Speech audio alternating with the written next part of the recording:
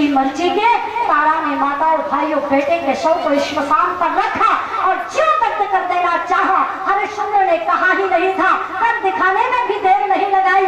जैसे तारा ने बेटे के शव को रखा श्मशान पर दग्ध करने वाली थी कि महाराज हरिश्चंद्र ने अपनी मयान से कृपाल को निकालकर तारा के सर को धड़ से अलग कर देना चाहा और जैसे ही कृपाल को सर पर चढ़ाया ठीक उसी समय चतुर्भुजी नारायण प्रकट हो गए। बच करो हरिश्चंद्र, बच करो हरिश्चंद्र। कृपाल को पकड़ लिया भगवान ने और कहा बहुत हो गई परीक्षा हरिश्चंद्र, अब और नहीं, अब और नहीं। सर्वस्व हरिश्चंद्र का वापस लौटा दिया।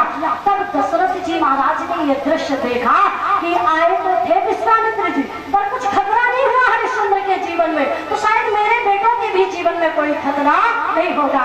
और उसी समय जहाँ बेटों को देने से मना कर रहे थे, राम देत नहीं बने गुसाई, वही एक हाथ से दशरथ जी महाराज ने श्री राम का हाथ पकड़ा, दूसरे हाथ से लक्ष्मण जी का हाथ पकड़ा और दोनों का हाथ पकड़ते बोले, गुरुदेव मैं जानता हूँ एक पिता अपने पुत्र को जन्म देना तो जानता है पर जीवन देना नहीं।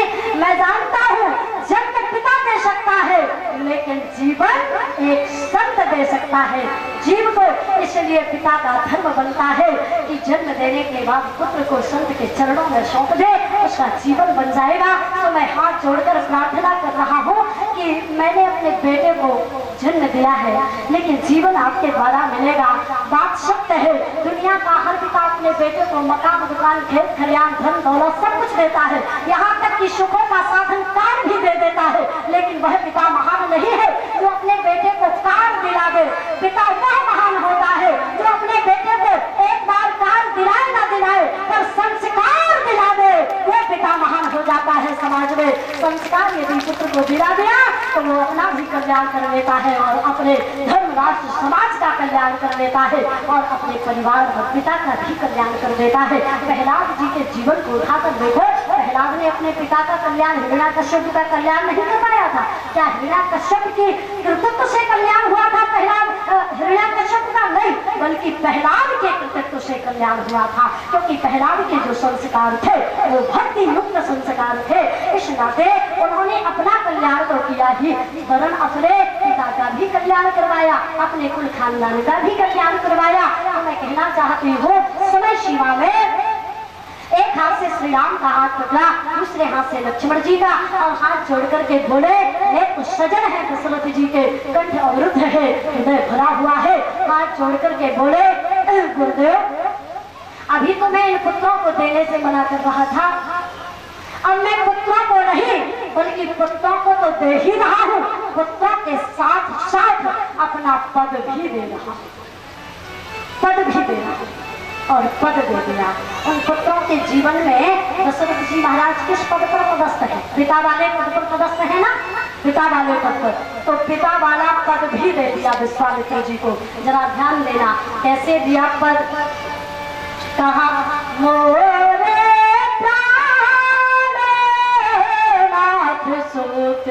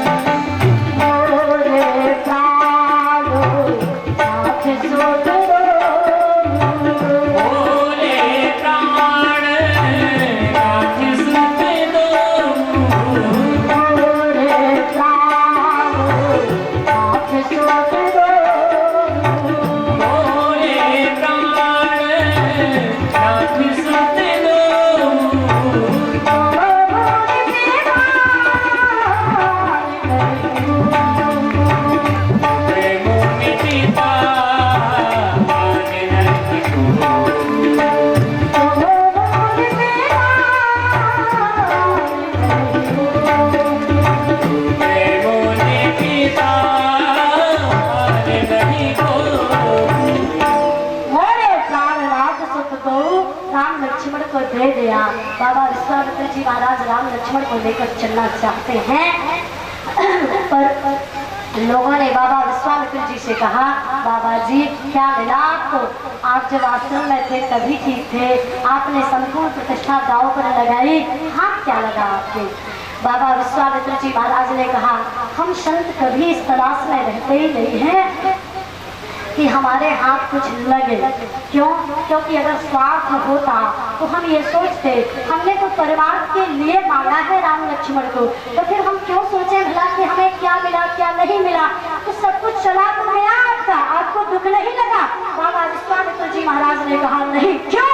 क्योंकि हम संतों का नियम है, मर जाऊं मांगू नहीं, अपने तन के कार्य और परमार्थ के कार्य मोह ना आवत लाज, परमार्थ के लिए हमने मांगा है और उसमें सब कुछ चला गया, तो हमें बिल्कुल दुख नहीं हुआ।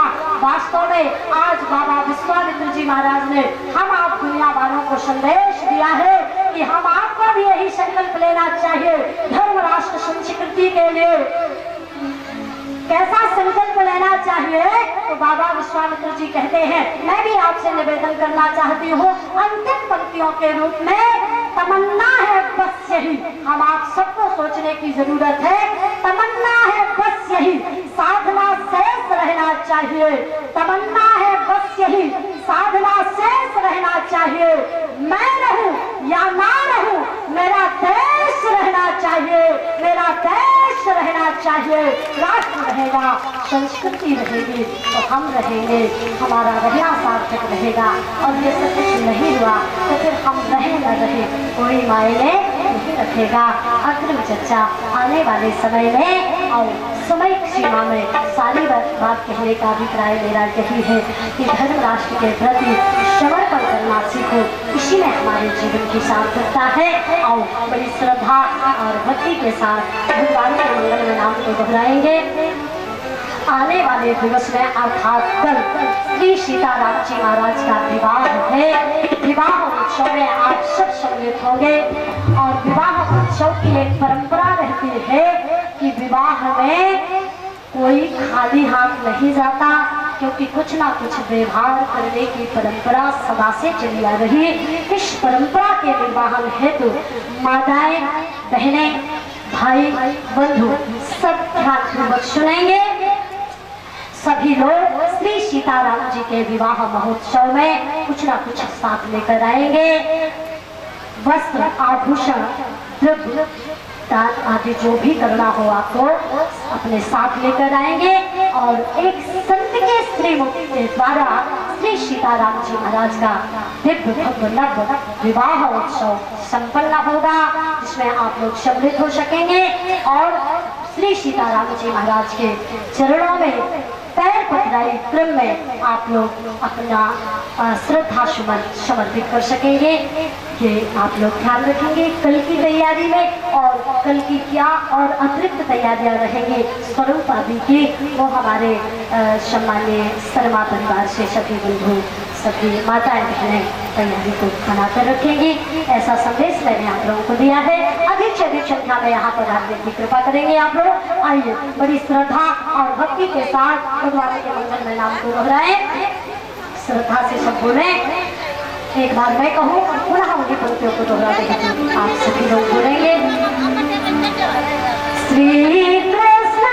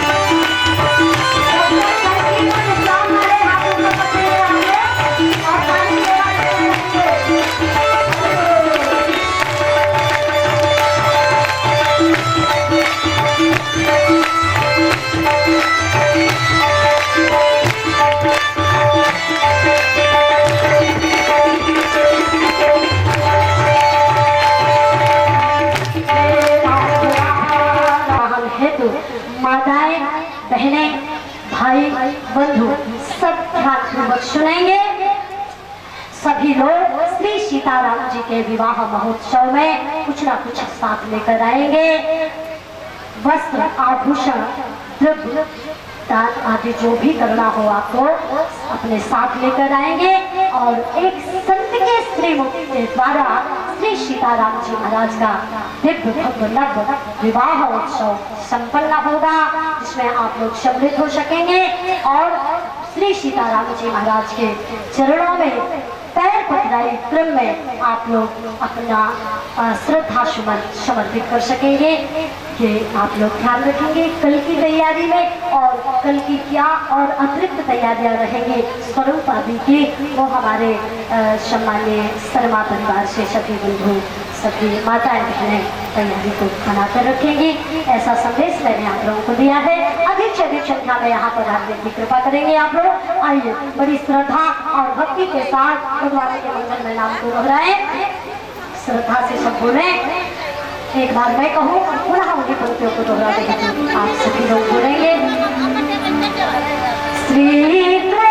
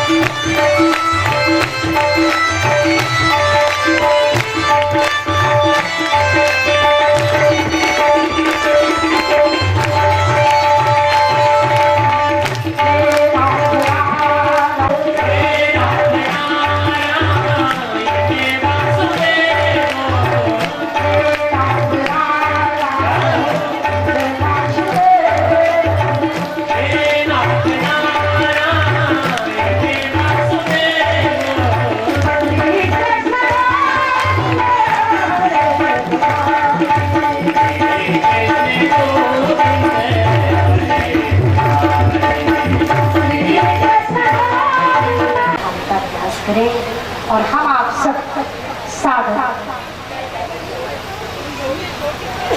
संतवाणी को श्रवण करते हुए अपने जीवन में कृतकृत होने की विजयन्ते तराम। बोलिए श्रीमद् जगद्गुरु रामानंदाचार्य भगवान की, श्री सद्गुरुदेव भगवान की, धर्म की अधर्म का, प्राणियों में विश्व का, गौ माता की, गौ हत्या, सत्य सनातन धर्म की। हर हर महादेव।